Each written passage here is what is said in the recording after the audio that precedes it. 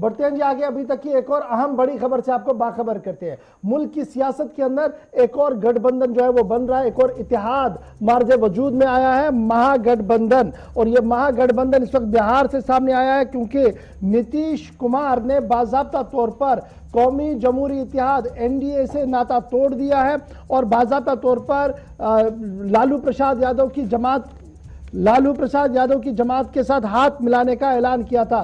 दिन में बिहार में मीटिंग के बाद मीटिंग हुई, गवर्नर के साथ मुलाकात हुई, इस्तीफा भी दिया गया और बाद में यह खबर भी सामने आई कि नीतीश कुमार को महागठबंधन का लीडर भी चुना गया है। और खबर यह है कि कल नीतीश कुमार दोबारा से बिहार के वजीर आला चीफ मिनिस्टर की हैसियत से ओहदे और राजदारी का हलफ लेंगे। वहीं पर यादव खानदान के चश्मे चिराग भी साथ साथ होंगे। राबड़ी देवी के घर पर भी मीटिंग हुई, नीतीश के घर पर भी मीटिंग हुई और फाइनली दोपहर के बाद सियासत तेजी के साथ बदली है। इधर आरजेडी का बयान अपनी जगह है, लेकिन एलजेपी लोक जनशक्ति पार्टी चिराग पासवान का बयान सामने आया है, जिन्होंने कहा कि वो तब भी बीजेपी इत्तेहाद के साथ थे और आज भी बीजेपी इत्तेहाद के साथ ही है। लेकिन बड़ा सवाल उन्होंने खड़ा कर दिया नीतीश कुमार के ऊपर, जिन्हें उन्होंने कहा कि ये सिर्फ पावर हंग्री है और इख्तिदार के अंदर रहना चाहते हैं और किसी भी तरीके से इख्तिदार से बाहर नहीं होना चाहते हैं, इसलिए उन्होंने ये किया है। लेकिन खबर ये कि नीतीश कुमार कल महागठबंधन के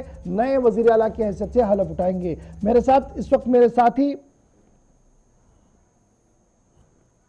कुणाल गोस्वामी ज्वाइन कर चुके हैं। कुणाल, बहुत शुक्रिया ज्वाइन करने के लिए। बिहार पॉलिटिक्स अनएक्सपेक्टेड लाइंस पर चली गई और 24 घंटों के दौरान ही यह बड़ा फैसला हुआ। जिस दिन नीति आयोग की मीटिंग थी उस दिन यह खबर सामने आ रही थी कि शायद सब कुछ ठीक ठाक नहीं है, इसलिए वजीर आजम प्राइम मिनिस्टर साहब की मीटिंग में वो नहीं आए और तब से ही अटकलियां लगाई जा रही थी कि बिहार के अंदर महागठबंधन, जिनमें आरजेडी कांग्रेस भी शामिल है और अब नीतीश कुमार की पार्टी भी शामिल हो गई है, तो वो एक महागठबंधन बनाकर सरकार बनाएगी। फाइनली आज पुराना याराना खत्म, नए याराना के तहत आगे बढ़ने की बात हुई है और आनन फानन में पोस्टर भी लगे हैं जेडीयू के नेता के।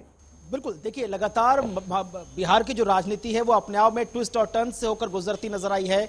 2013 से अगर इसकी शुरुआत करें तो 2013 आया, 2017 आया, 2022 आया। ये वो अहम साल रहे जब नीतीश बाबू कभी जेडीयू बीजेपी के साथ गए, कभी आरजेडी के साथ गए, फिर बीजेपी के साथ गए और अब फिर आरजेडी के साथ नजर आ रहे हैं। इस बीच कांग्रेस पार्टी की काफी बहती गंगा में हाथ धोती हुई नजर आ रही है, उसने भी फुल्ली सपोर्ट कर दिया है। जीतन राम मांझी जो कभी एक वक्त में जेडीयू के साथ ही थे, आज वो हम पार्टी के अध्यक्ष हैं, वो भी सपोर्ट करते हुए नजर आ रहे हैं। अभी ताजा अपडेट ये कह रही है कि नीतीश कुमार तेजस्वी यादव के साथ पहुंचे हैं राजभवन और वहां पर उन्होंने सरकार बनाने का जो प्रस्ताव है वो रखा है। इससे पहले हमने देखा था कि नीतीश कुमार तेजस्वी यादव के साथ राबड़ी देवी के आवास पर पहुंचे थे और बताया था कि किस तरह से अब सरकार की जो रूपरेखा है वो नजर आएगी। क्योंकि इन तमाम चीजों के बीच जो बहुत महत्वपूर्ण चीज यह है कि नीतीश कुमार एक बार फिर से सीएम पद की शपथ लेंगे, क्योंकि शुरुआत में कहा जा रहा था कि इससे पहले जो विधानसभा चुनाव हुए थे उसमें आम जनता ने जो मैंडेट था वो आरजेडी को दिया था। अब आरजेडी यहां पर बिग ब्रदर की भूमिका में नजर आ रही है, लेकिन आरजेडी बिग ब्रदर की भूमिका में नजर आने के बावजूद भी नीतीश कुमार ही हैं जो सीएम की कुर्सी पर बैठेंगे। अब ऐसे में सवाल उठ रहा है कि जो अब तक नहीं हुआ क्या वो अब हो जाएगा? क्या जो गृह मंत्रालय हमेशा नीतीश कुमार अपने पास रखते थे क्या वो इस बार तेजस्वी यादव के पास जाएगा? अगर तेजस्वी यादव के पास जाएगा तो यहां पर कांग्रेस को कितनी सीटें मिलेंगी? क्योंकि कांग्रेस के 19 विधायक है बिहार विधानसभा में, अगर वो सरकार बनाते हैं।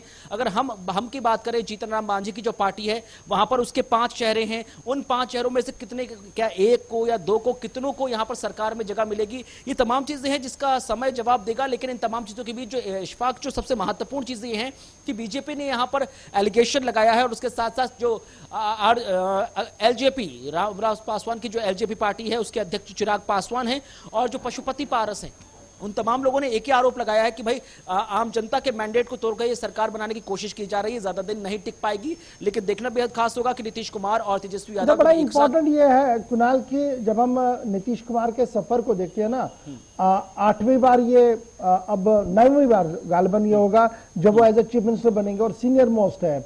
क्योंकि इससे पहले जब हम देखते हैं तो पहले बार 2000 में बने थे, मार्च का महीना था, फिर 2005 में नवंबर का महीना था, 2010 में ये दोबारा चीफ मिनिस्टर बने, 15 में फरवरी का महीना था, चौथी बार बने, 5वीं बार 2015 में बने, 2017 में 6ठी बार बने, 2020 में 7वीं बार बने, 2022 में ये 8वीं बार रहे हैं। यानी अब अगर कल ये दोबारा स्वर्णिम होते हैं तो 9th टेन्योर होगा इनका। तो सीनियर मोस्ट होने की जो लाइन इनके पीछे है, तो क्या जो चिराग और दीगर लोग कह रहे हैं इतना पावर हंग्री है नीतीश, इसलिए इन्होंने ये लाइन चेंज किया? वाकई तौर पर इतनी ज्यादा एंटी इनकम्बेंसी बिहार के अंदर थी कि वो ये भनक चुके थे कि आने वाले चुनाव से पहले अगर मैंने स्विच नहीं किया तो पार्टी खत्म हो जाएगी, सूरत हाल ऐसी नहीं रहेगी जो वो देखना चाहते हैं।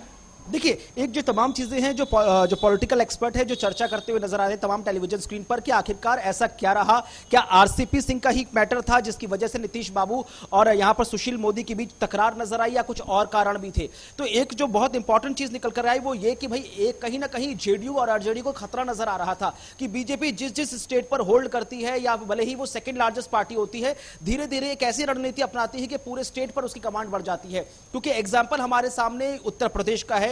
उत्तर प्रदेश में हमने देखा था कि सपा और बसपा किस तरह से साथ नजर आए थे, साथ नजर आने के बावजूद भी वो कमाल नहीं कर पाए और बीजेपी ने वहां पर लीड ले ली, और ऐसी लीड ली कि जो बसपा है वो एकदम धराशाही होती नजर आ रही है, सपा भी धराशाही होती नजर आ रही है। उनको अपने आप को रिबिल्ड करना, रिस्ट्रक्चर करना बड़ा मुश्किल हो रहा था। अब ऐसे में जेडीयू और आरजेडी को दोनों लोगों को लग रहा है कि अगर अब हम एक साथ नहीं आए और बीजेपी को टक्कर नहीं दी या बीजेपी को हमने उसकी जगह स्पेस नहीं दिखाई, तो भविष्य में कहीं ऐसा ना हो कि जेडीयू और आरजेडी का हाल वही हो जाए जो बिल्कुल सपा या बसपा का उत्तर प्रदेश में हो गया है। लिहाजा ये एक बहुत महत्वपूर्ण फैक्टर था। और दूसरी बड़ी बात यहां पर यह थी कि भाई नीतीश कुमार ने जो अभी हाल फिलहाल में चलते चलते जो मीडिया बाइट दी, उन्होंने कहा कि भाई भले ही मुख्यमंत्री वो थे लेकिन वो अपने मन मुताबिक काम नहीं कर पा रहे थे। बीजेपी सेकंड लार्जेस्ट पार्टी थी, सरकार में थी, दूसरे सेकंड की भूमिका थी, लेकिन उसके बावजूद भी सबसे ज्यादा काम या सबसे ज्यादा जो पावर, महत्वपूर्ण फैसले थे वो बीजेपी के जो नेता थे वो मंत्री लेते हुए नजर आ रहे थे। यहां पर ये नीतीश कुमार ने कहा।